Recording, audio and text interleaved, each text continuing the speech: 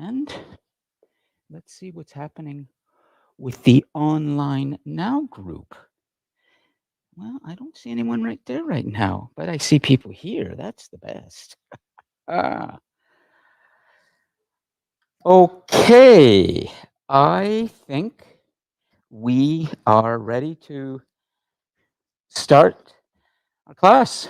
Welcome, everyone, to Short History of the World, our Friday exploration of the human story. And today, early on, in a moment, I would actually like to start with a video that I will show you in which a student, for her final assignment in this class, did a reflection on humanity. And the reason I'd like to show you that is because we're starting to move toward the idea of a big reflection that you're going to be doing for your final assignment. Okay, so I just want to show you and maybe inspire you, if I haven't already with some student work. I may have shown you this video, but I don't think so. Just the kind of quality of work that some students are doing for their final assignments. There was even a student who did a final assignment in this class, and she submitted to the Trent University Film Festival, and she won.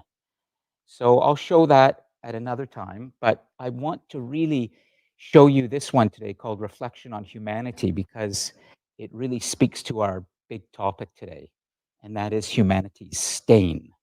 That's our topic.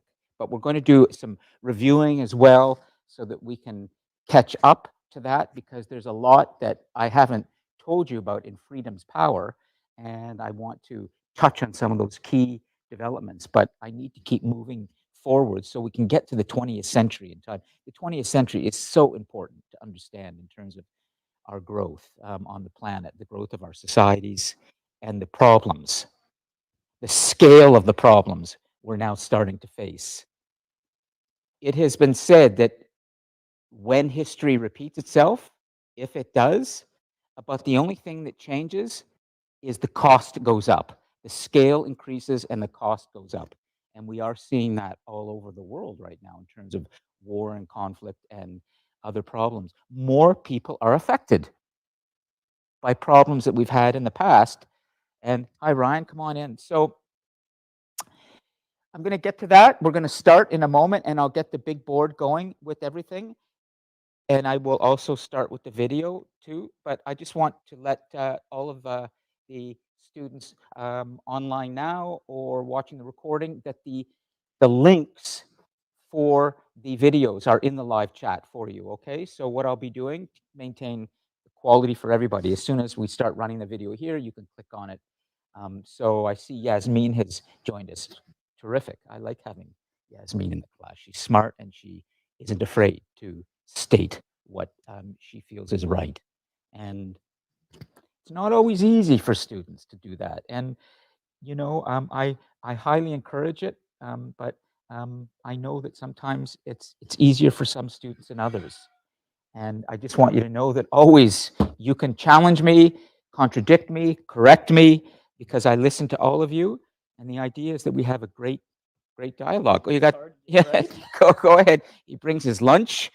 Problem is, it smells good. So then I drift over there and I want to start eating. Okay, so let's just see who's on board before we get going, and I'll get you the video. So, what's your name? Pav, Bhavan. How do you spell that? Bhavna. Bhavna. Oh, welcome. Have you been in the in-person class yet? Oh, nice to see. Of course, Gurujit, and Hamel or Hamil. Yeah, good. Okay. I forget her name. The inimitable Maite, and always wonderful to have her here. Ben, Azam, Aziam. You're, did I get it? Tell me again how to pronounce your name correctly.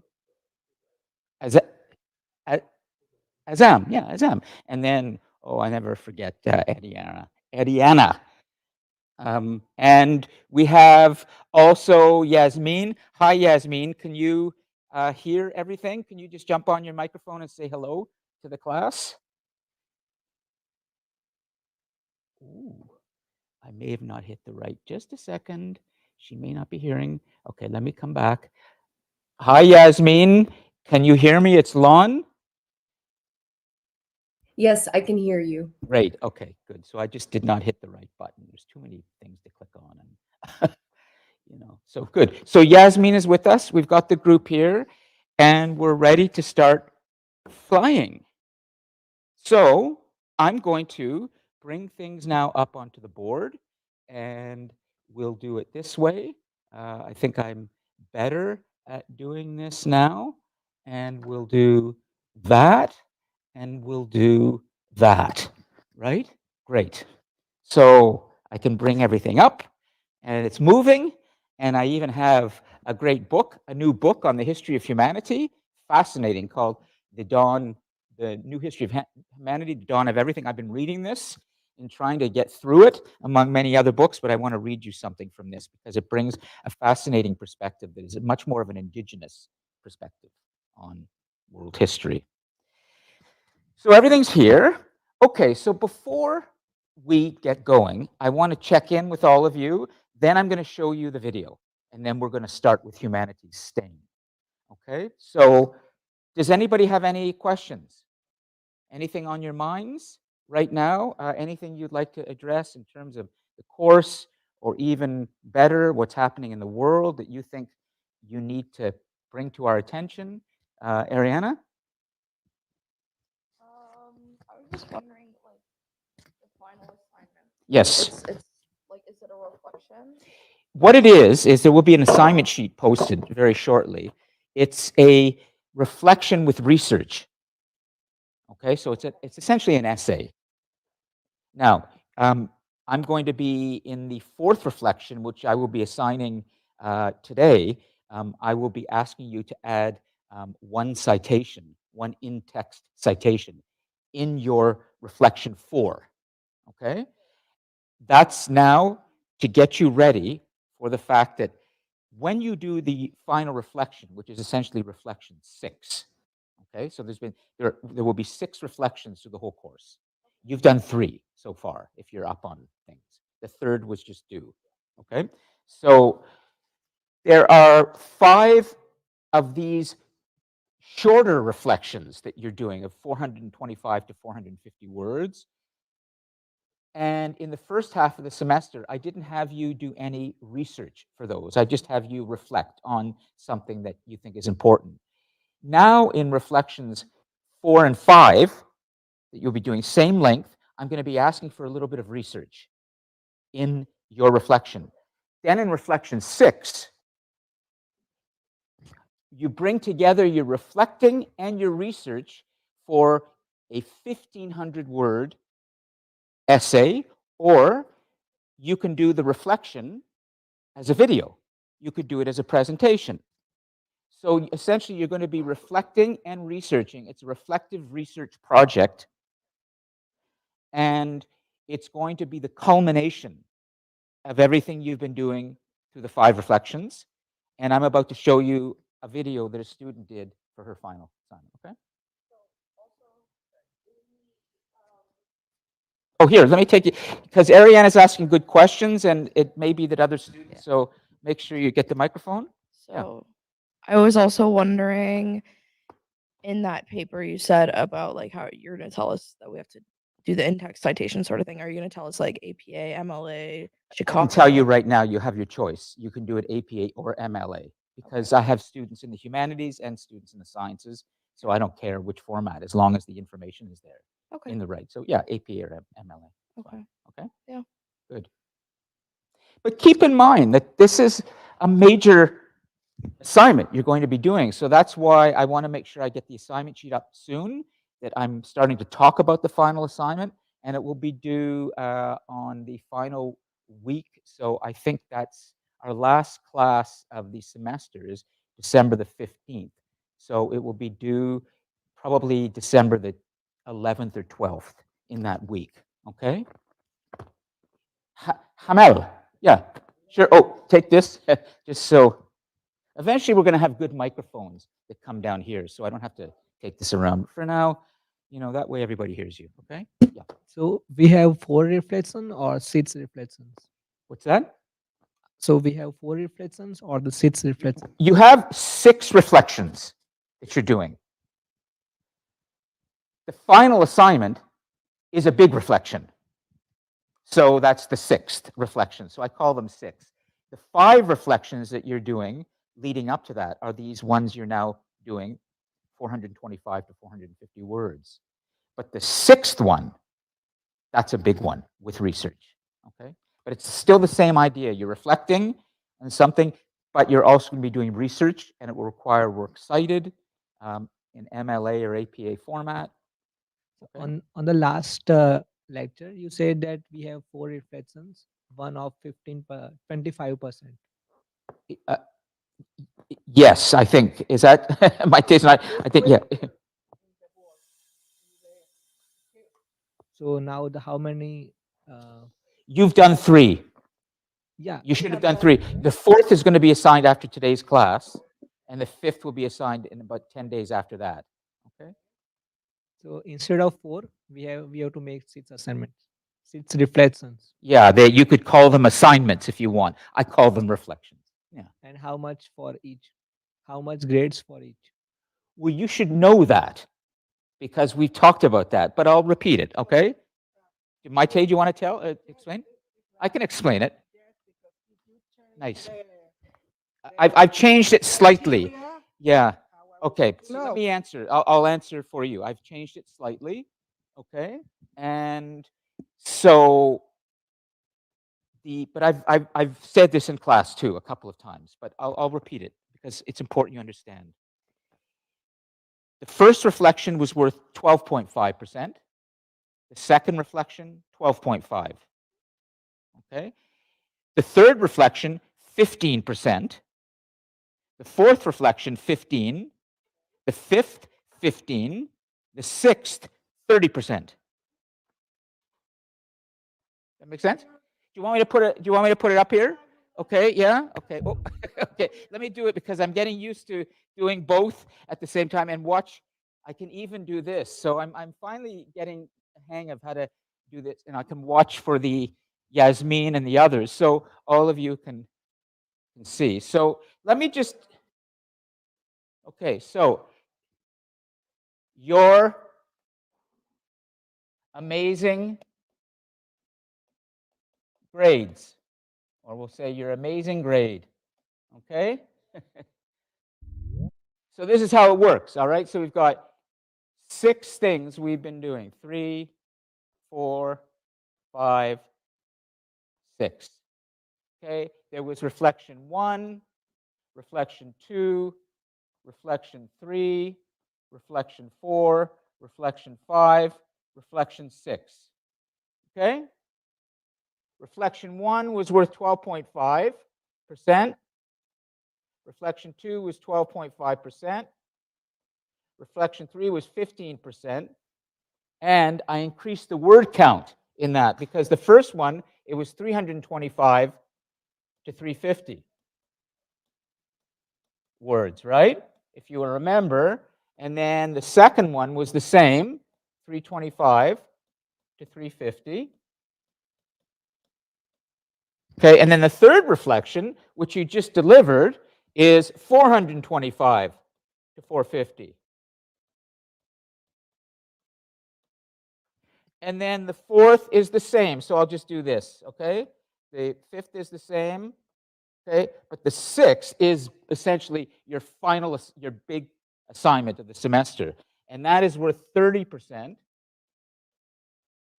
And you will do it in a medium of your choice. Medium of choice. Okay, it could be a paper, an essay, and that could be 1,500 words.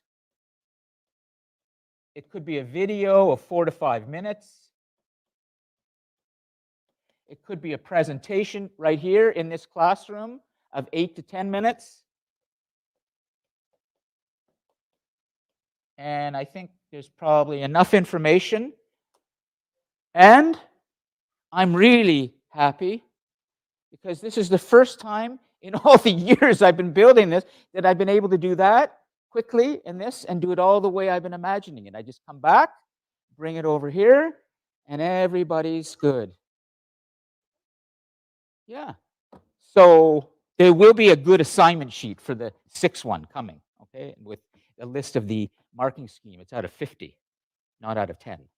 So that's a big one. If you don't have any more questions, I think now is the time I show you a final assignment that a student did, okay? And Hamal, you'll see a final assignment that a student did that I think is very good. So watch what I will do now. I'm going to come over here, bring the cursor back. I'll close this, bring the cursor over here. I have this teed up, and I think I'm ready to show this. Yasmin and the others online, you can go ahead and click in another tab on Reflection on Humanity. Here's what a student did for her final assignment.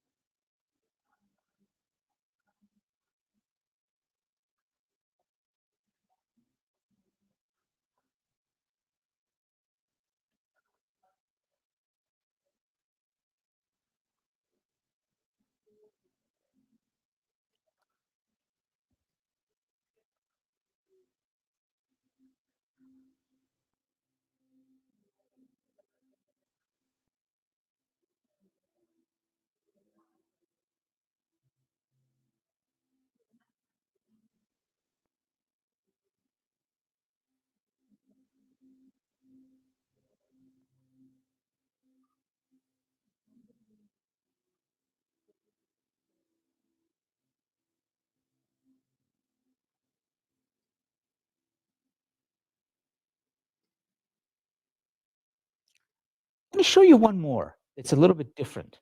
High energy, but really fascinating in what the students, but these are videos. I will be posting lots of examples for you, videos and papers and other things, but let's just make sure that the online students, Chantel, can you hear me right now?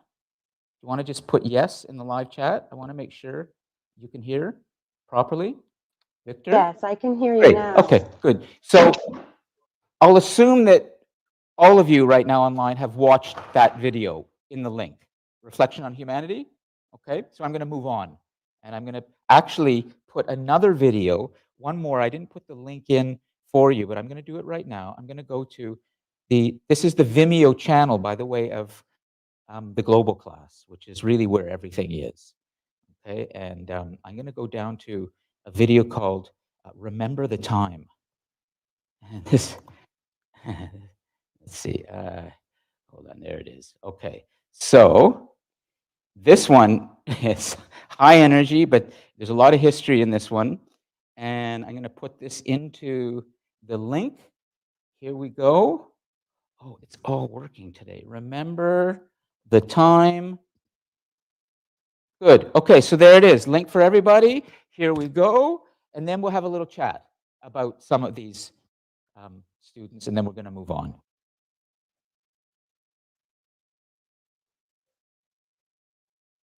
This is as loud as I can make it, unfortunately.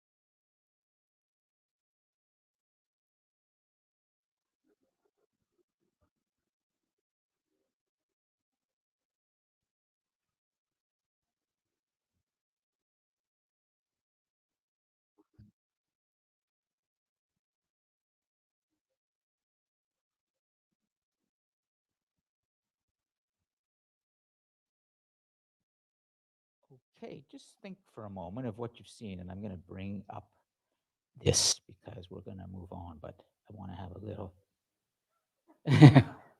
All right. You saw world history in rap. Okay, and so let's have a little chat about the two videos that you've just seen, and then we'll move on to today's big topic, which is humanity's stain. There is content that you saw in the second video that I haven't given you this semester because I've been trying to stick handle this idea of how I'm going to do this class properly. So I can provide you with any information that you may want or questions you may have. But I haven't been able to give you everything that I've wanted this semester, so I'm doing my best. But Ryan, go ahead. Oh, take and get Ryan's microphone. Okay, but I want you to see the sense of what students are doing, but I can post lots of examples of papers and Prezis and PowerPoints and all sorts of things for you, which I'll do. But I like it when students do videos because I think it's a contemporary language. I noticed how you mentioned the Library of Alexandria, and I don't know where was that something that was maybe supposed to be included? Yes, or- it was. Is it okay if we like talk about those? For sure, absolutely. So let's make a little, I'm going to make a little note of things that come up that you would like me to talk about, and then I'll talk about it with the map. I'm not going to actually do a presentation, but we can talk about Egypt and we can talk about Alexandria. Okay, so Library of Alexandria. Okay, Can we talk so about like other stuff like the Old Kingdom and stuff like that? that would be Egypt. Yeah. Okay, and then in the time when Egypt was flourishing around 3,000 to 4,000 years ago, there was a city, Alexandria, which was like the New York of today. And essentially what happened is that the Egyptians built this amazing library, but it was done largely just after Alexander from northern Greece. So I'll explain a little bit about Alexander. I didn't this semester largely because I had other things I had to do, but he's always a fascinating figure, okay? But many people know a lot about him already, but let me just explain. The Greek Empire that we've looked at through the figures like Socrates, Plato, and Aristotle was eventually conquered by Macedon. And just north of Greece, going back about 2,500 years, there was a king of Macedon named Philip. And it was a much more sort of simple, more of a militaristic nation. It was not the intellectual, creative, forward-looking nation that Greece was, just south of them. So the Macedonians looked upon the Greeks as people who had a lot of ideas that they didn't. But Philip was eventually assassinated.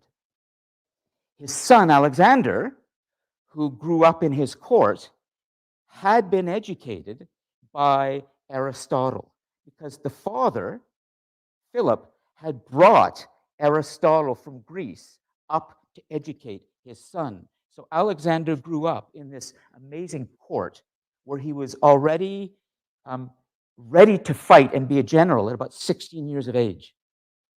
But he was also highly intelligent because he'd been tutored by Greek philosophers. Then, eventually, Alexander decided he was going to invade Greece, which he did. He not only invaded Greece, but then he took his incredible fighting force that was based somewhat on the Greek fighting tactics of hoplites. The Macedonians incorporated a lot of the Greek ideas after they conquered them. And Alexander, being the smart, but brutal and very cruel person that he was, he conquered, but he didn't destroy. He incorporated. So as he moved his armies eastwards, and conquered Persia, because Persia had defeated the Greeks in the earlier wars.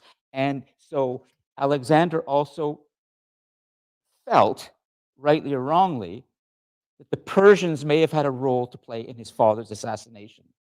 So he did something quite extraordinary. He took his forces east, conquered the great Persian Empire. This is in his early 20s. Imagine this. But he's using Greek ideas of fighting. You know, he's got these men that are moving in hoplites. He's using the phalanx format, which was engineered and pioneered by the Greeks. And he started to create this new way of sort of global thinking called Hellenism. It was the spread of the Greek ideas through his armies, through the Macedonian armies. He went southwards. He occupied Egypt. He gradually moved all the way to India at one point, and then his men stopped fighting for him because he wouldn't give them a rest, but also he became vulnerable to the God-king complex. And this is where I was going to do a whole class with you on spells of the God-kings, that I was going to show you that many of the emperors, like Julius Caesar, or like Alexander the Great, or like Charlemagne, or many of other conquerors, they start to believe that they are so important that they develop a cult of the supreme being. And Alexander began to execute those people who refused to accept his belief in his divine status. He wanted to become a pharaoh when he was in Egypt. He named cities after himself. Wherever he conquered a city and moved on, those cities he left behind would be called Alexandria. And he created many of these cities. But the incredible thing about him, Ryan, like the Mongols, is that he was a brilliant and fearless warrior who was also an intellectual, which is a dangerous force. So he was brutal, but he knew how to take good ideas and make them his own. What's that? So the Library of Alexandria that he created after he conquered Egypt was the biggest public library and the first of its day. All the cities that he conquered, he took the scrolls. He took scrolls back. Everything that had been written, he made sure he had one copy of every book, and he would bring them back to the library and filled that library. Eventually, it will be destroyed by Julius Caesar and the Romans, burned down, but burned absolutely in the 300s, I think, CE or AD. Well, hold the mic, just so Yasmin and the others can, yeah. I was just saying, like, somebody was telling me about that in another class, because we were kind of talking about subjects around that, and I was like, it's too bad, because I would have been interested to visit that. Oh, it would have been, for example, you could have, if you walked in there, you not only would have had hundreds of thousands of scrolls to choose from, but there were dissections going on to develop new ideas around medical science. So you could walk on the ground floor there, and you'd go into a room, and there would be, you know, a little auditorium or just benches, you know, stone benches. People would be sitting watching a live autopsy taking place.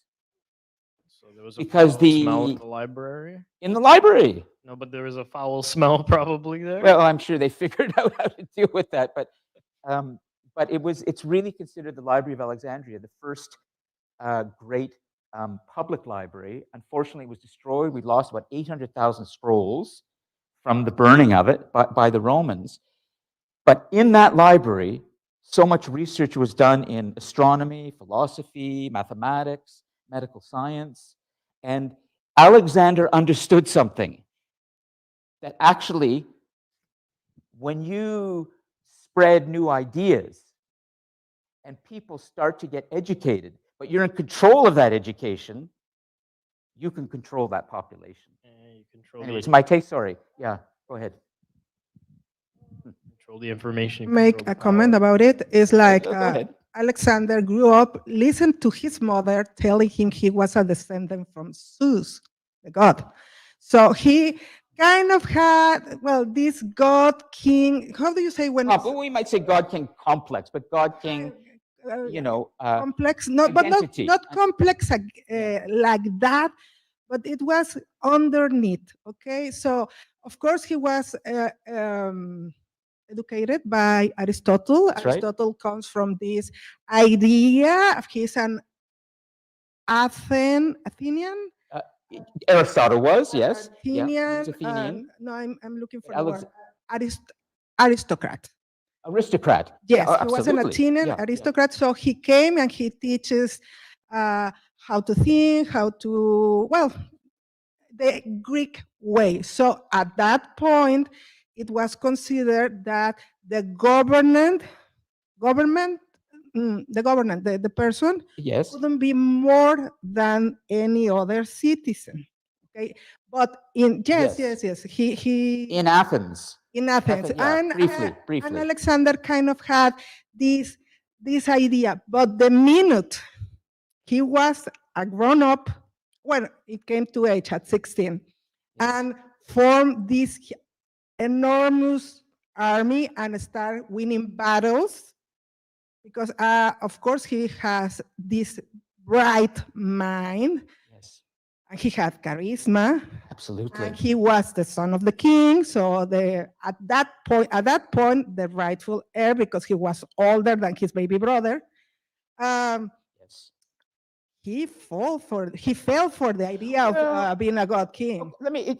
which, Yes, he which did- led him to have many arguments with his friends and his army men, because they weren't they agree with refused to that. fight for him, and they Yes. all walked back from India. And eventually, he will die in his early 30s of what we Yeah. think was, heavy alcoholism and too much partying. I have really, learned, I have heard it was malaria or something No, like that.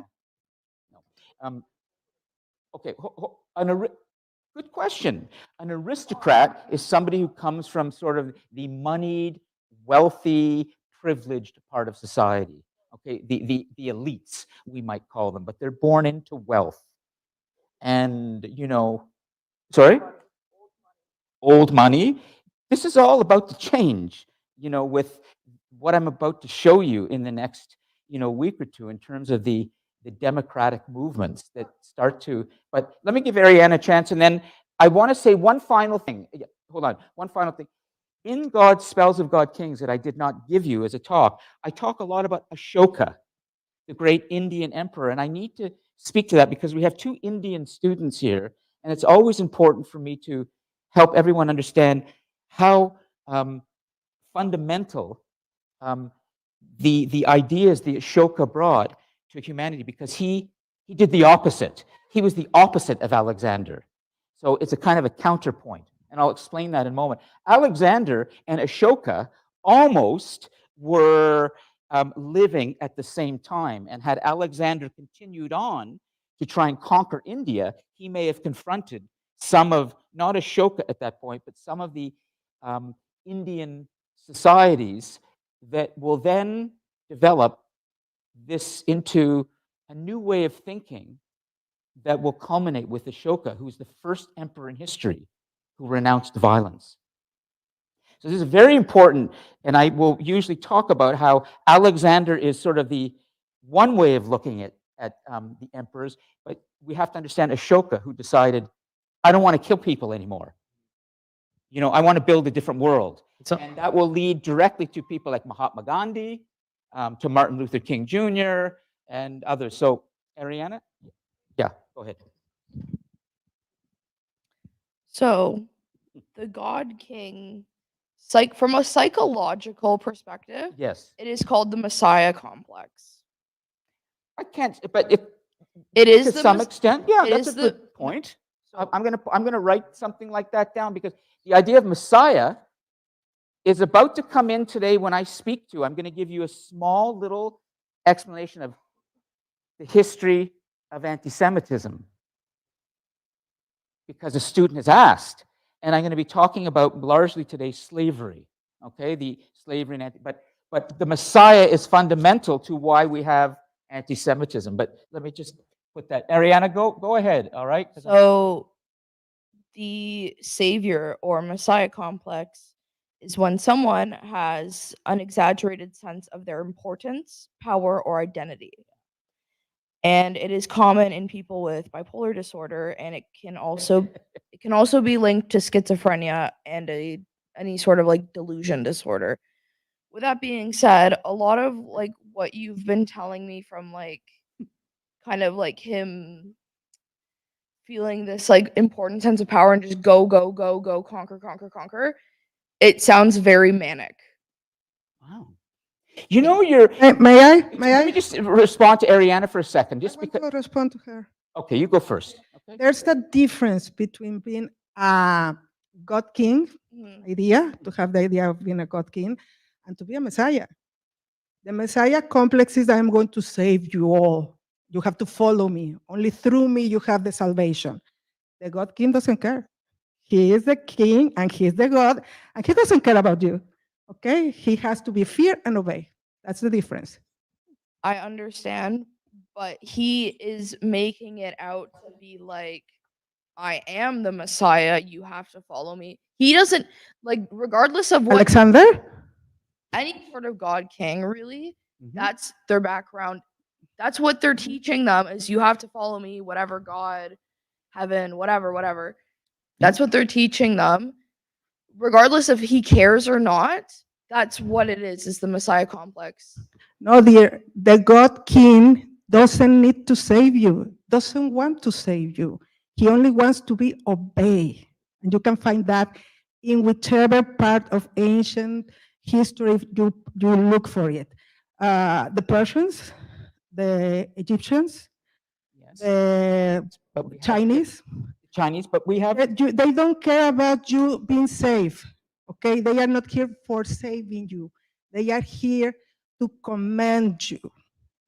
That's the difference. Ariana's onto something, but this is a great back and forth, and I would like to let you continue this. I just want to make sure I give you some important information. I want to say to all of the students who are watching now, too, online and for the recording, what Ariana has just said is very smart, but Maite is trying to give us the distinction between the God King and a Messiah, and you could say there's a distinction, but ultimately, we are talking about, Maite, one individual who emerges who says that the ideology that I have and the way of life that I believe is right is the one that should be followed because it will make us secure, it will make us peaceful, and it will make us proud.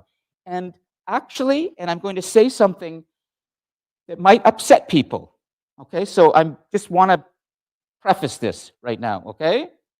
Everybody? Yasmin, are you ready? Always. You have to say in a moment, okay? Are you there?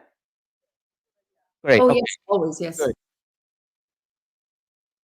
The great distinction between the Jew and the Christian that has led to so much division, not so much between the Jew and the Muslim, that's something else, is that the Jew does not believe the Messiah ever came. Jesus said he's the Messiah. But it is a fact that when you look at Roman history during the time of Jesus of Nazareth, because Rome was so brutal in the way that it occupied many parts of the Mediterranean, there were many messiahs preaching, saying, we need to be saved from the Romans. The emperor should not be a human being. It's something else. We should not be worshiping the emperor. It's corrupt. Well, that's what Jesus said. And then eventually, Christianity developed, but the division between the Christian and the Jew led to the Christian church, when it became powerful, saying the Jew is corrupt because the Jew will not believe in a Messiah. And this is the problem with the Jews. They will not follow us. They will not follow the idea of a Messiah. Now, of course, for Indians or Buddhists or Hindus or Zoroastrians, they probably are going, Messiah, this is ridiculous, a Sikh, because there's no Messiah in your face. So, it's great to have that. The Eastern world here. But the idea of a Messiah and her point is a very smart one, because we have to be very careful about what we say about a Messiah. Yeah. I've studied religion a little bit in that sense of like the differences, but majority of it is like the Abrahamic religions. Sure. So I was wondering, I have an idea of this, but I'm not sure if it's 100% true. When it comes to Judaism, you guys are like waiting for the Messiah. That's right. That's right. So We're waiting. r- We don't feel that he or it has come Right. yet. That's right. that's fair, but like I feel like that's an obvious distinction that we all know that like yes, Jesus was Jewish before, right? Before, but he was a rebel. He was a Jewish rebel who fought against the corrupt rabbis. You know, I'm never going to say that in my faith, you know, among the leaders and the rabbinical scholars that they're all, you know, virtuous human beings. There's all sorts of problems and trouble we've had in our own religion. Jesus confronted that. May I throw Yes. another log into the fire? Well, we have managed for 2,000 years in the Western hemisphere, guys. We're going to go east in a moment with the In the Western. because we need to The understand. idea of this Messiah complex, I give you that, Yep. that only came out with the Jews, okay? Not other people around before had that idea of the Messiah, okay? One I don't one know. point, She one might point. She might be right. Second, She might be right. Second, Yeah. I don't like, well, I do like to set fires, but I don't like to like killing everybody's heart. There's not any evidence, archaeological or historical, about the Jesus of the Bible, the Jesus of the goodness, the Jesus, Son of God, existed, remained. There are Roman philosophers and Roman references. None of them is contemporary of Jesus. The youngest one, sorry, the oldest one, that's Plinius the Young, was born 3 years after this Jesus was crucified. So he never knew him. Nobody knew him. This Jesus person, historical figure. The picture you see that, by the way, this blonde guy with the beard and his hair and his sweet look, that's Michelangelo's boyfriend. That's a Okay, that's Thomas. that's a completely Okay. European. Eurocentrism. Yeah. Let me stop for a second and make sure for all the other students here. I want to make sure that we're including everybody else, okay? Because this is excellent, okay? I want you all to know, Ariana, but I want to make sure that I bring in the rest of the class and also move things along. So let me just stop for a second and ask if anybody has something they would like to say at this point. Online, Yasmin or Chantel or Victor, is there anything you would like to add to this about the idea that at the heart of the God King phenomenon, the problem is that we have men who begin to think that they are messiahs. Using 21st century psychology with sort of medical science to say we can even diagnose this. Well, actually, we do know about Alexander. He had immense energy and he didn't sleep much. Okay, he had a drinking problem. Maybe he was manic depressive. That's You know, I mean, be some sort we're of makeup for applying sure. what we know in 21st century of medical science, and we're clinicalizing something. Back then, they would never have talked with that kind of precision and given somebody medication. What they would have done is what I read to you last week about Julius Caesar. Julius Caesar had epilepsy.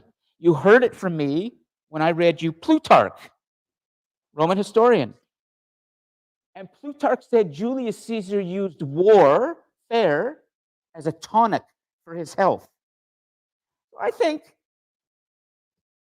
we could raise a question in the 21st century if some of these men, not women, men, were somehow manic, were they fighting a lot of wars because that's where they felt they could get rid of all their energy? It's very simplistic, but war requires immense energy, and when you are sick in your head, you don't want to be thinking about yourself. War gives you a chance to get rid of all that violent tendency. It's just okay. Let's see. I just wanted to explain Yeah. mania really quick from someone who actually experiences mania. Okay, well, So, are you okay to talk about it? oh yeah, I don't care. Like Go ahead. when someone is manic, there is a heightened sense of like being on top of the world. So a lot of people will start doing like things that are kind of out of the ordinary for someone who is not manic.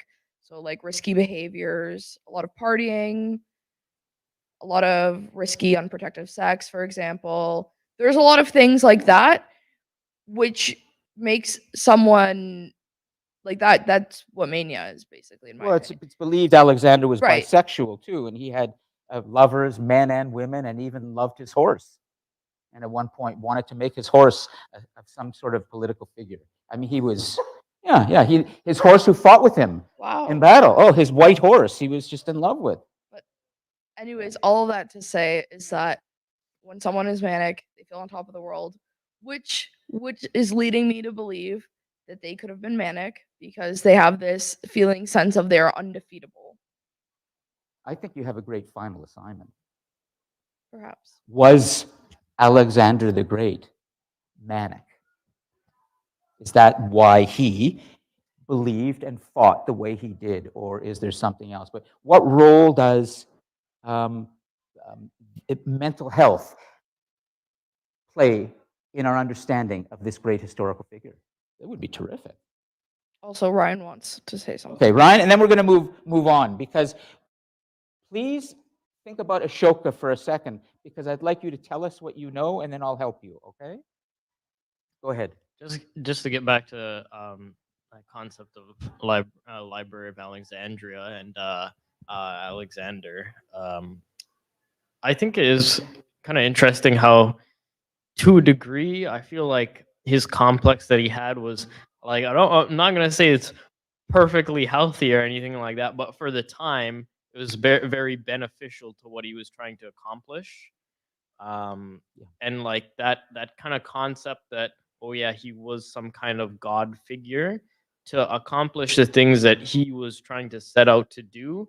You have to be a little bit out there to a degree to accomplish things like that. And the fact that he had all these other attributes, that it's not just that he knew how to fight and he was a great leader, but he was also very hyper intelligent. Yes. And Yes.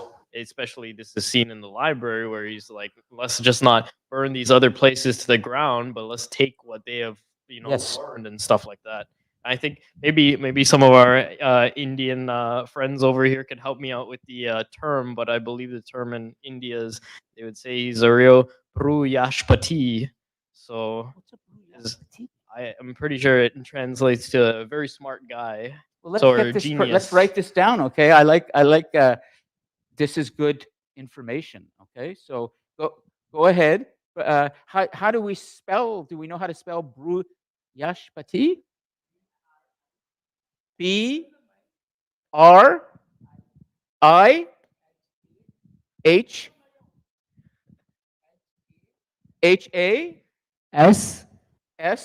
BRIHHASPATI. Is this Hindi? Yeah. Okay, so Brihashpati, and it is Hindi. No, it's Sanskrit word. Oh, it's yeah. Yeah. Okay,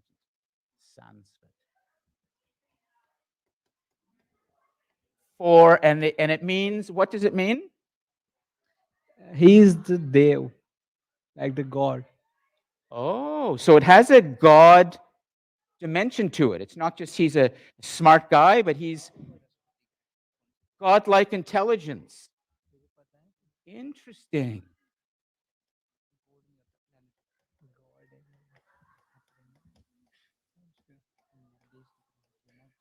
I'd like. And how do you pronounce it, Hamel? Brihaspati. Brihashpati. It may be that in Sanskrit or in ancient Indian culture, the idea of a divinely inspired human is similar to this idea of the God King that we have. Let me stop for a second and just say that I love when students and we interact like this. This is exactly what this is set up to do. And as we do this, I yearn for what I started with in this course was posting the lectures in advance so that when we come to the class, this is all we would do, is talk about the ideas. But that's not how this semester has gone. So I have to cut this short a little bit and make sure that I give you some critical content. But thank you for all of this, and I would like to continue with this. I will say one thing before we, yeah, you've got to, there. I do want to say that the Indian Emperor Ashoka, very briefly, went through a crisis, unlike Alexander. Alexander never questioned the number of people he killed and slaughtered for the sake of spreading Hellenism, the Greek and Macedonian ideas. He conquered more land than anybody had before him. The Mongols will much later, when Genghis Khan and Kublai Khan come in about 1,000 years later. But he was the first great global conqueror. Ashoka in India did something similar in uniting India and trying to advance their empire further. But then he had a crisis at, what's the famous battle with Ashoka? Kalingi, is it? There was a battle where he could not stand anymore the bloodshed. So when he went back, he officially announced that he would renounce violence. He adopted Buddhism. The idea of Buddhism, Prince Gautama had begun this new way of thinking, a peaceful way. He started to put pillars up around India with inscriptions about the importance of animals and education and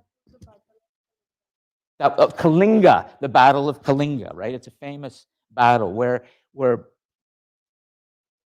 oh, good. Okay, thanks, Yasmin. Well, I'll come to that in a moment, okay? Thanks, yeah. I just want to finish with this, and then we'll come to Yasmin.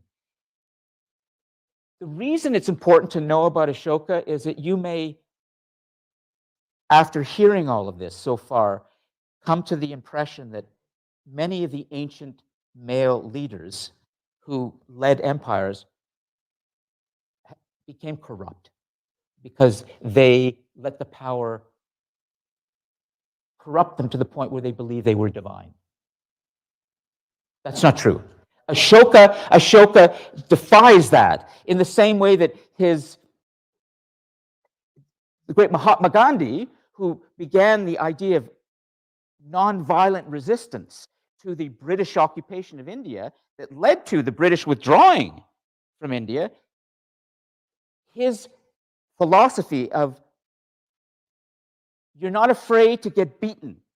You will sit in front of the British army the way Martin Luther King Jr. preached that Black Americans should do this during the time of the civil rights movement in the 60s. You go into a restaurant where Blacks are not allowed. You sit there and you let yourself be beaten. Because nonviolence is more effective than violence in showing people that you're not afraid, but also that you will not be violent. You do not need to be violent. Ashoka was the one, and Prince Siddhartha Gautama, who came just before him and brought the idea of Buddhism to us, helped us understand that. So we can credit the Indian civilization for some very important ideas around peace and nonviolence. And that's why it's important to see that in the context of Alexander, who never would have talked about nonviolence. His whole way of being was you conquer, you kill, you're a warrior, you take your spear, you take your shield, and you go into battle, and that's a test of your manhood. Well, that's not how we do things so much anymore. My take, yeah. We'll get to Yasmin.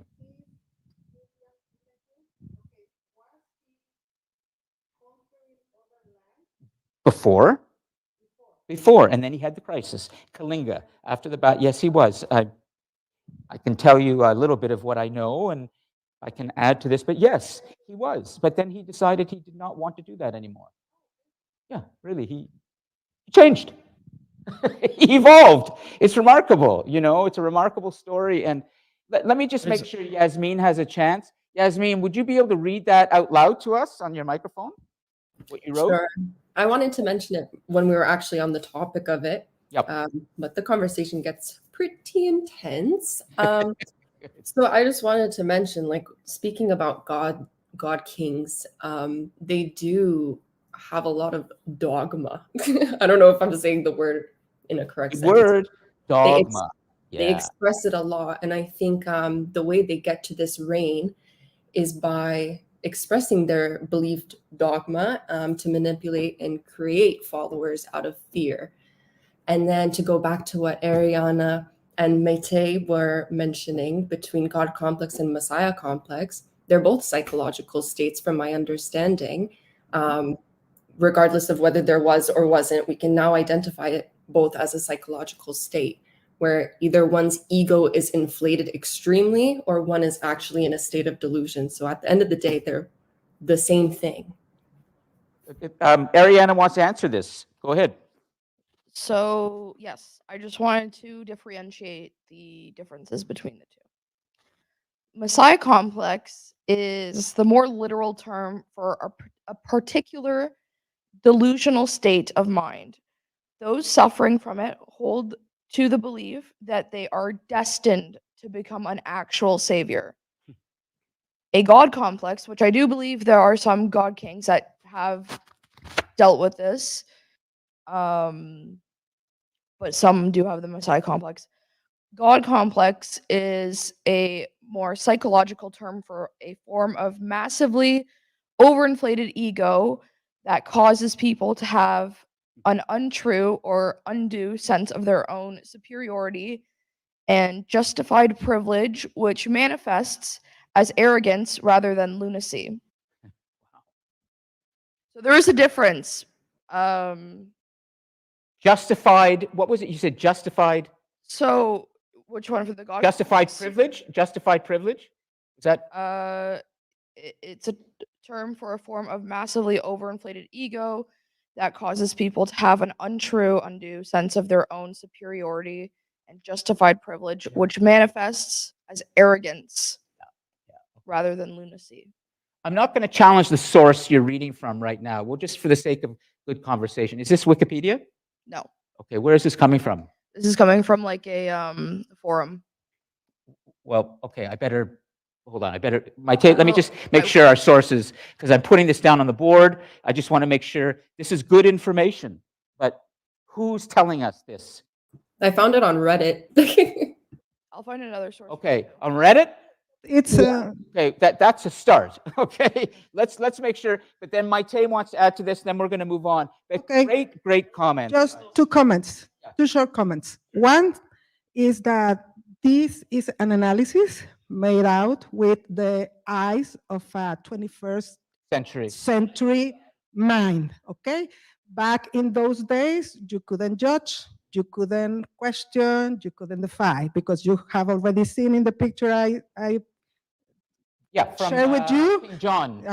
Here's what happens to you. will they do to you if you dare to Brutal. question their motives or their authority? Okay, right. so this is 21st century description, but it's a very good one. Okay, I'm glad you said now, that. It is a good. now that we have these, and we can see the difference between God King and Messiah complex, we have to be very careful about what's happening nowadays in this world when a politician comes explaining us or trying to selling us the idea that his ideas or his party, his political party, His political party, yeah, or his, yes, yeah, or is the right one, and his he's gonna ideology. do this, and he's gonna do that, and save us from this, and save us from the enemy, and we have to bomb here, and we have to go to war with them, and we have to collect these taxes, and we don't have to acknowledge rights for these people and these people and these people because they are different. So now that you know, you need to be careful. I would say vigilant, to add to that. Let me stop for a second, okay? Just because I want to start humanity's stain and get this idea of slavery into this discussion. I can just give you a definition. Okay, go ahead, yeah. Oh, right now? Sure, go ahead. Okay. Sure. So, as per Wikipedia, the Messiah complex is a mental state in which a person believes they are a prophet and will save or redeem people in a religious endeavor. This term can also refer to a state of mind in which an individual believes that they are responsible for saving or assisting others. And then, as per Wikipedia again, a God complex is an unshakable belief characterized by constantly inflated feelings of personal ability, privilege, or infallibility. The person is also, as per what Yasmin said, is also highly dogmatic in their views, meaning the person speaks of their personal opinions as though they were unquestionably correct. That's dogma. That's dogma. Let me Throw in one thing. okay, Ryan, go ahead, and then I'm going to put a new idea up here for you. I'd like you to think about this, and then we're going to start with slavery, okay? Because I want that idea to sink in. I think it Go was ahead. interesting what you were saying about Ashoka, because like there is that kind of, I don't know, like backbone of these emperors and these people who hold this high ranking of power that, like, to a degree, like, or generally, there's that belief that all absolute power corrupts absolutely. Yes. And then it's almost interesting though, because like as you see like Ashoka, how you just mentioned, I feel like this is a very important concept that you can get to that level of or height of your power where you're like, okay, I'm on top of the world, I could do anything. Yes. But then dissolving your ego after that to kind of reconstruct yourself or redefine yourself as a human being, almost like a rebirth arc, That's So- nicely put. In fact, wouldn't it be wonderful if in that reconstruction, you decide that the power that you have makes you even more responsible to the people that you are with? So, which is a variation on the cliche, that great power means great responsibility, but I want to, There's a difference between having a lot of power and knowing how to use it. So yes, but I think that I'm going to just stop this by adding a little punctuation mark to say that I think Ariana is onto something, but I don't think that it's the beginning of a conversation, but I highly encourage you to take this up for your final assignment, this question about the role of our understanding of mental health and mania, and how we can apply that to understanding dictators in history. It would be very good. Knowing that, as I've told you, Plutarch, one of the great Roman historians, has told us that Julius Caesar was epileptic. It was a belief, and that he may have used warfare as a tonic for his mental health. He said that. I read you that. So just think about this idea, Ariana, of how we can maybe have a better understanding of these so-called great men in history if we apply it through the lens of mental health. And what we know today, maybe a lot of them were nuts.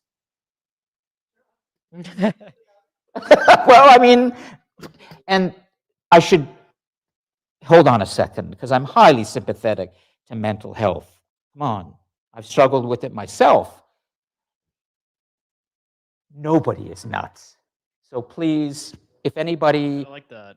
don't, I was just gonna. nobody is nuts, okay? Anybody with a mental health condition is not crazy, is not nuts. So did you hear that? I have to correct. I didn't mean what I just said. And so does everyone understand this? Okay, good. Is George with us today? Because George, I think you heard me say the Mongol Empire once was the best, and I never said that. So anybody with a mental health disorder is not nuts.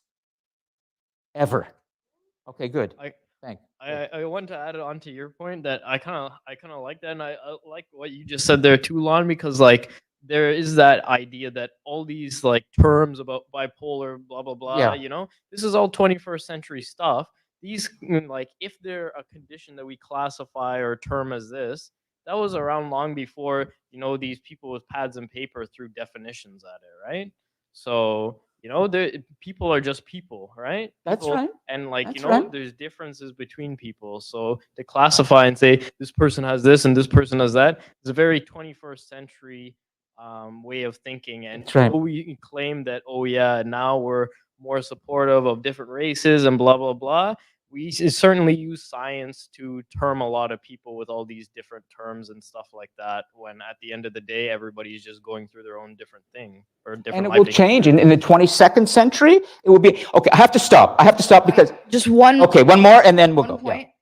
So do you think as soon as like the 20th century popped up, oh my God, we're all bipolar now? That's not how it works. Bipolar disorder has always been a thing. It is something that is in your genes, and you become predisposed to it once like your environment is changing, if there's something happening in your life. That's what sets someone off with bipolar disorder. It's not because we're in the 1900s and we're like writing down like Sigmund Freud's like coming up with things. It wasn't something that was invented. It's always been a thing. So I just wanted to make that a point. I'd love to. Mental health has always been a thing, but people are like insecure about it and they don't want to talk about it, which yeah, I understand to a certain extent, but it doesn't mean it was invented or whatever. It's always been a thing. Just now we talk and there's less stigma. The question is, I'd love to know what did Alexander the Great's genome look like? I don't have that. Oh, well, maybe in there's some genes predisposed to manic depression. Okay, let me stop. Okay, I have to introduce a great idea and then we will continue another time. But I can't do everything today. Truthfully, I will throw out any lesson plan, any presentation, anytime for the sake of this. This is real learning together, okay? So, but I have to make sure, I just want to give you a very important idea, okay? I'm not going to spend a lot of time on it today, and then we'll conclude. But again, thank you for sharing what you have, Ariana. You're providing some very important insight. And that you would tell us as well about your personal experience. This is real education. We're learning from a student who's telling us and brave enough to tell us about herself. And then she adds greater insight, just the way Maite has about her life, Ryan and others have told. This is excellent.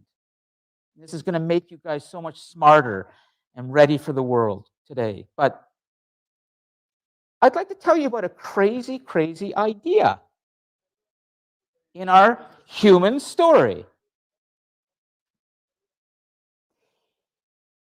We have just established something, but we can't say for certain that perhaps the idea that some of our most celebrated and feared leaders in history, they might have had mental health issues that we are starting to understand more of. But we nonetheless many believed what they said at the time they were alive. I'm going to tell you about an idea that we believed was real, and no amount of mental health diagnosis is going to help us with this one. First, I need to preface this by saying that slavery is humanity's stain. And that slavery, the idea that one culture, one group of humans, one peoples can be used by another because they are somehow less, somehow inferior, somehow unable to become civilized, has been with us for a long, long time. And even though after the conquest, when we saw democratic revolutions beginning to take place, first in the United States, where we saw in essentially the late 17, well, I'll go back a bit to King Charles in 1648 in England, who was confronted by the people of England who, through their protests and through a figure named Oliver Cromwell, who led a revolution, they deposed the king the same way that Maite was showing us with the clip from Ironclad 400 years earlier with the Magna Carta, where the English barons challenged the king. Now we have 400 years later in 1648, the people don't just challenge the king, they cut his head off. And they replace the king with a government that is in some ways more respectful of human dignity. In some ways. This idea that the god kings could be challenged through a new idea of human rights began to spread across the Atlantic Ocean from England to the United States, which will become the United States. The British colonies, the 13 British colonies, will come together and will confront their British rulers, and they will create a constitution. Well, they will create a Declaration of Independence that will lead to the War of Independence against the British, that will lead to eventually the new American Constitution with an amendment in it that will end slavery. We will see this idea spread back to South America, and we will see in countries like Venezuela, Colombia, Peru, and elsewhere through a figure, a kind of a messiah, Simon Bolivar, the so-called liberator of the South America, Venezuelan. But we will see the Spanish colonies that have been colonized by Spain after the conquest. They will confront their rulers, and they will bring these early democracies or early human rights. They will confront this terrible, corrupt system. But, here's the big but. In spite of all of this that was taking place through the 1500s, 1600s, and 1700s, when we're starting to see with the books that are being published, with the printing press now that has been created, these revolutions that are taking place, that are beginning to overthrow these systems, slavery still existed.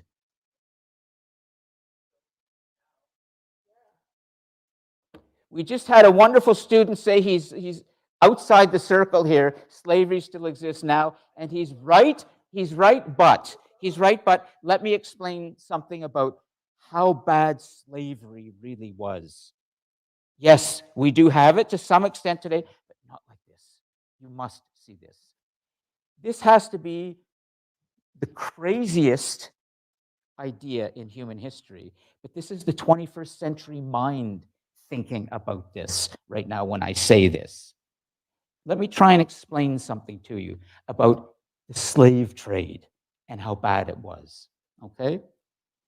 This is humanity's stain, and we're going to end this to some extent. So it's positive, but not completely. We have to be so vigilant. As Maite said, we have to care. I'm adding another word to that. If you are not vigilant about the human rights and freedoms that we have won for ourselves over time, guaranteed we will slide backwards. Do not take for granted any freedom that we have won, because 20 years from now, 30 years from now, it can all go back if we're not ready to fight for our freedoms and protect them. They're not there permanently. Freedoms are not trees that nature just made. It's what humans created, and we have to fight. So, humanity's stain has been so deep that we would not have had the British Empire, we would not have had the American Empire without slavery. So let me just explain to you how the transatlantic triangular slave trade worked, okay, through essentially the 1700s up until the mid 1800s, when there will be an abolition movement that's going to lead to more or less the end of this. But I want you to orient yourself to the map of the world right now, because you're going to have to draw a triangle for yourself in your imagination, but I will explain to you how this will work. I'm going to show you the slave tag in a moment, but not let me. L'Amistad. Yes, yes. I haven't, but I know of the movie. Yes, L'Amistad. Yes. Okay. You're looking at a picture of 4 African men during the transatlantic slave trade who are carrying an elephant tusk. They would have worked very, very hard to bring that elephant tusk to the slave traders who wanted that ivory. Now, the British, after the conquest, they established the largest and most efficient navy ships in the world. They had the best navigational techniques, and they were able to begin to understand something, we might even say that it's diabolical, which is that there are a lot of other resources in the world that will help bring us what we need for our lovely civilization. Our billiard balls, where are we going to get the ivory from? Our piano keys, where will we get the ivory from? Where are we going to get the chocolate and the sugar and the cotton for our clothes? Well, this is how it worked.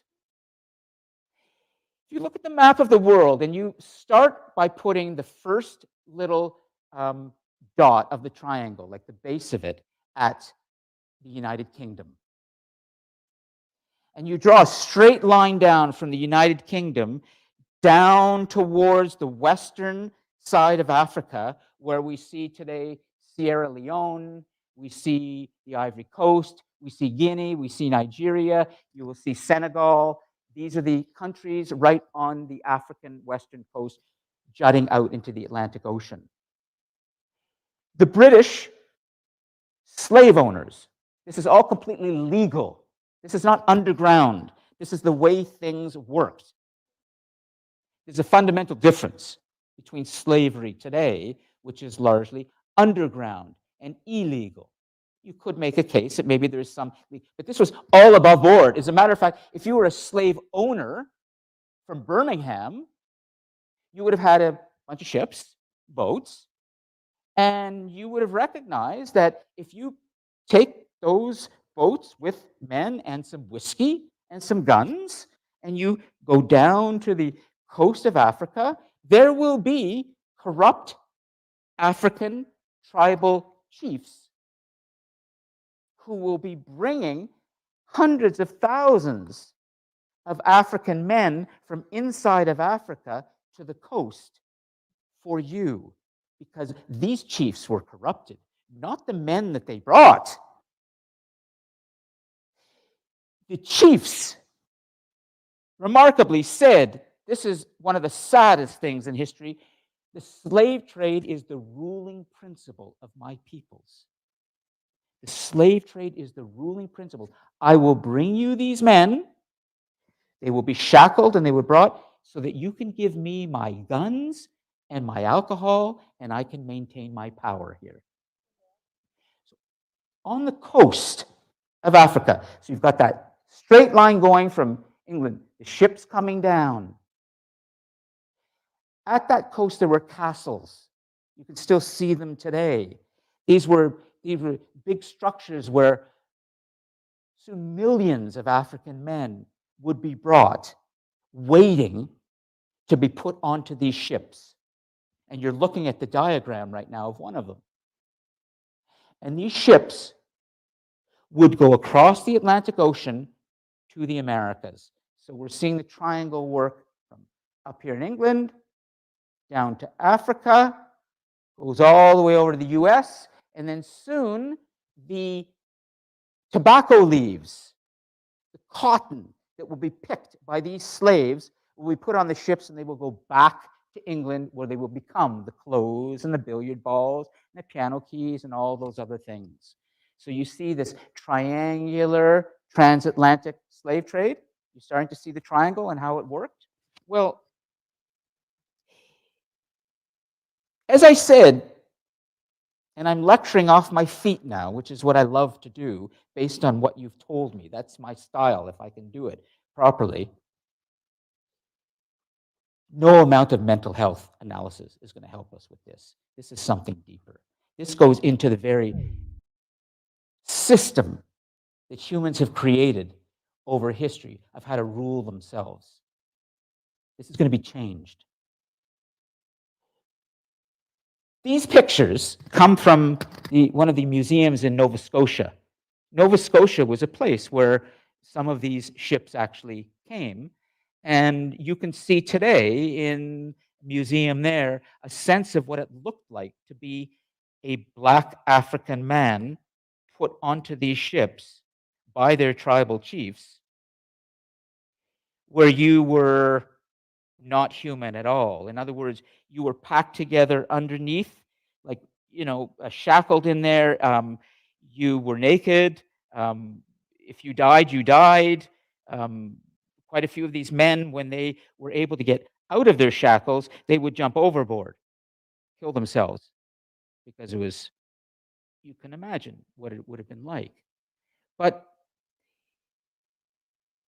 I now have to tell you something that's going to be hard for all of you to really digest, which is virtually every society in history had been doing this, whether it was Chinese, Japanese, whether it was Islamic, and Indian, African. This is humanity's stain. This is the idea that the people who are different from you become an opportunity for you to become more comfortable. They can do the hard, dirty work for you. And so when these men arrived in America, there were businesses.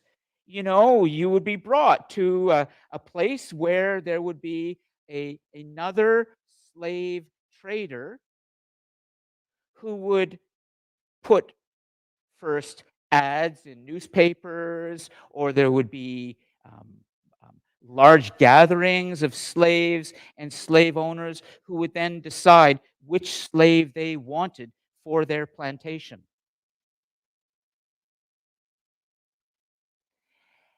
And eventually, this became the way. Yes. That's okay. We'll miss you. But thank you for telling me. Okay. Go ahead. You got a test. That's fine. I'm going to finish.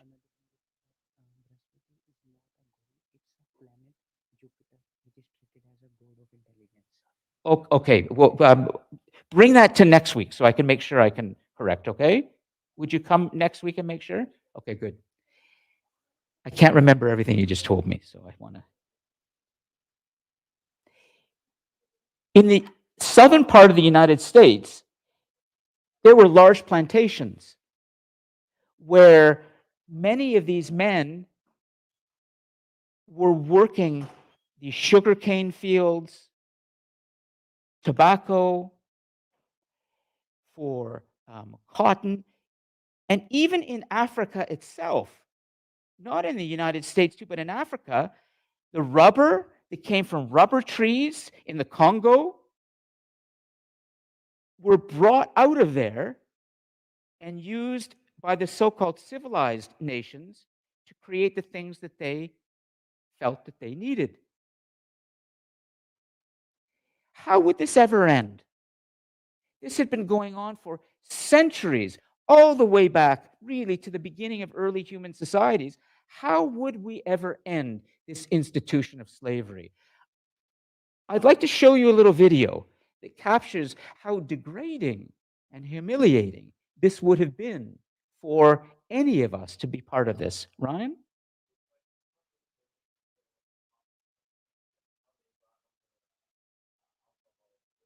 Yes, to bribe them, essentially, to bribe the tribal chiefs, to bring them the men. How do I, well, what was the alcohol like? Probably a lot stronger. Yeah, yeah, I can't answer that, but it certainly would be, yeah, but I can't answer that completely, but let me just stop for a second and make sure I'm, yeah, on top of, oh, sorry, Brian, okay. Let me just run this video and then we're going to conclude, okay? And I'll come back next week and finish up. This is a slave tag, and it was discovered by a young researcher who put this online.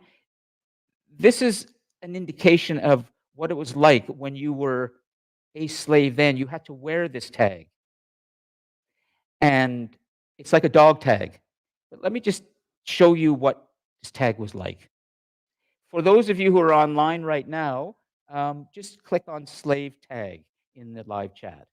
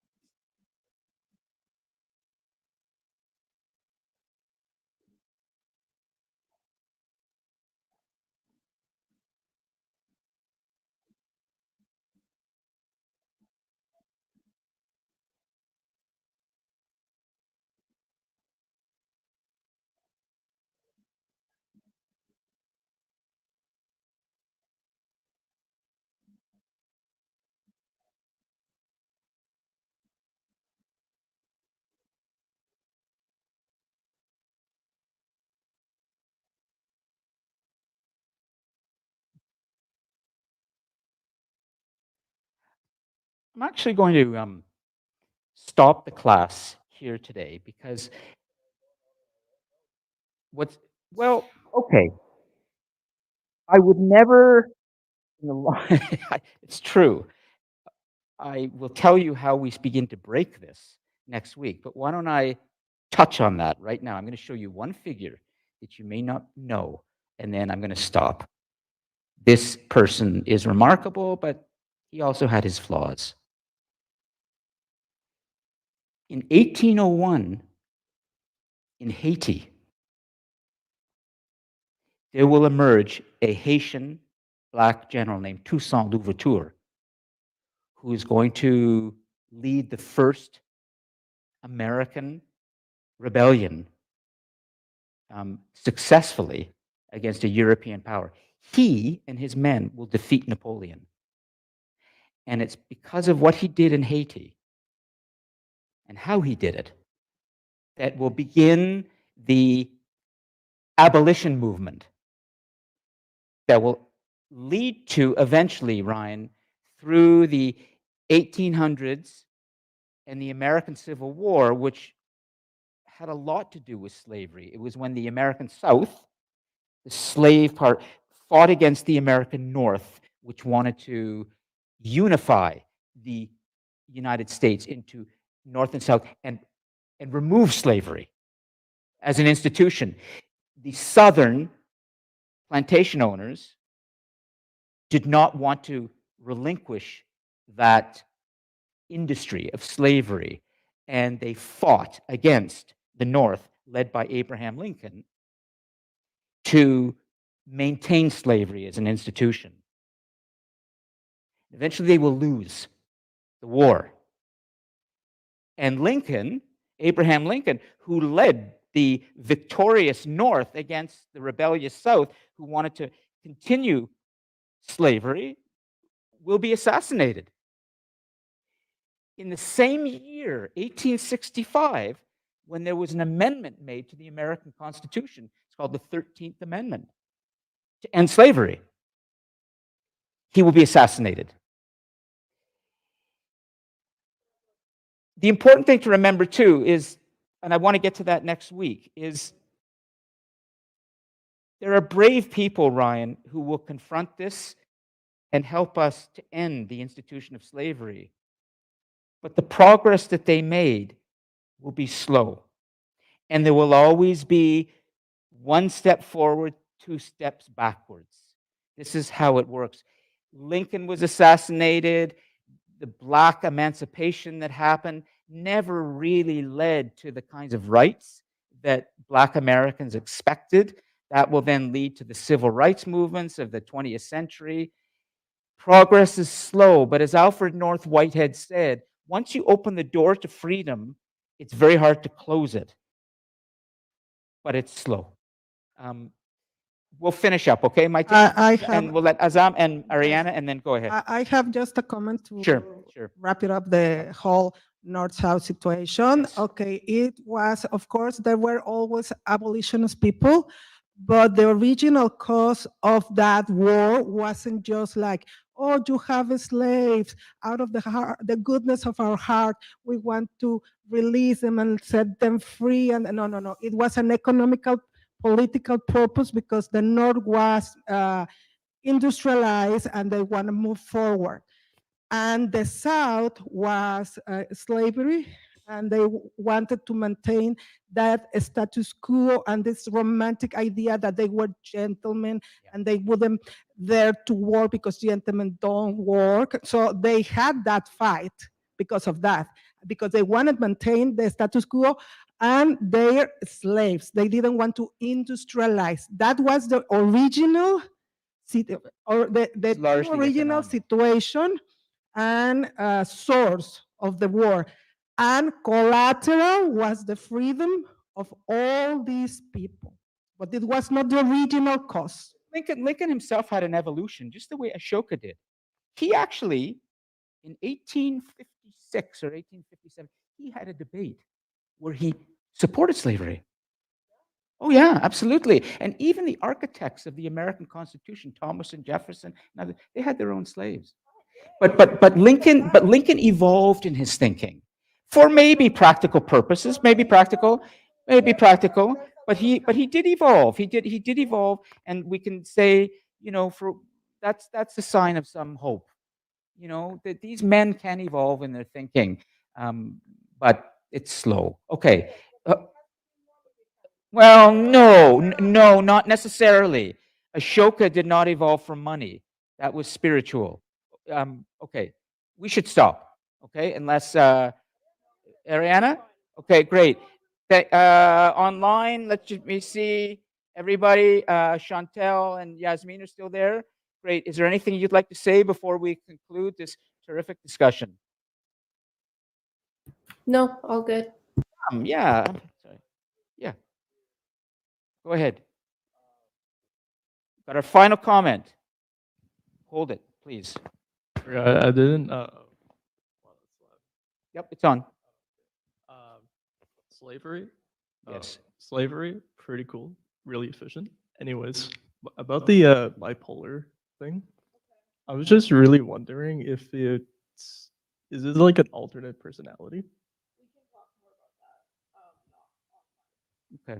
Go ahead. Yeah. Well, I'll let you two. Yeah. Good. We all have to go. Excellent. Yeah. Great comments.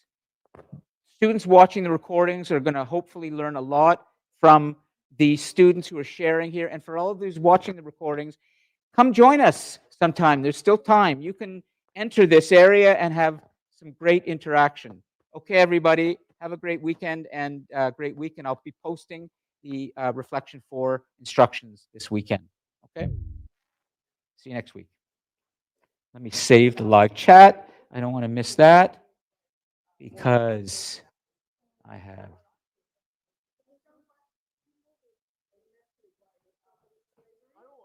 Amistad, yeah. Is it Morgan Freeman? Is that Morgan Freeman? The American? Yeah, Morgan Freeman. Yeah.